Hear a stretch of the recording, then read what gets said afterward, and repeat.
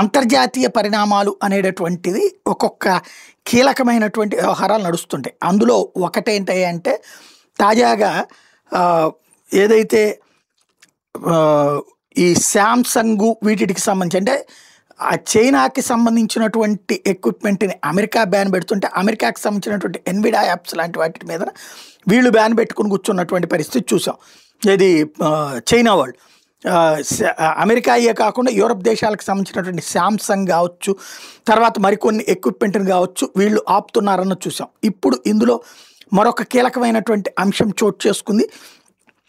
Samsung యాపిల్తో పాటుగా మరికొన్నింటికి break వేస్తూ China తీసుకున్నటువంటి నిర్ణయపు బాటలోనే ప్రస్తుతం రష్యా కూడా ఫాలో అవ్వడానికి సిద్ధపడింది.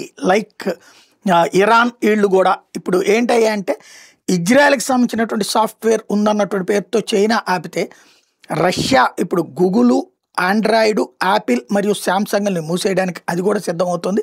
తద్వారా చైనా రష్యా అనుకుని వీళ్ళని దెబ్బతీసే ప్రయత్నం చేస్తున్నాయి.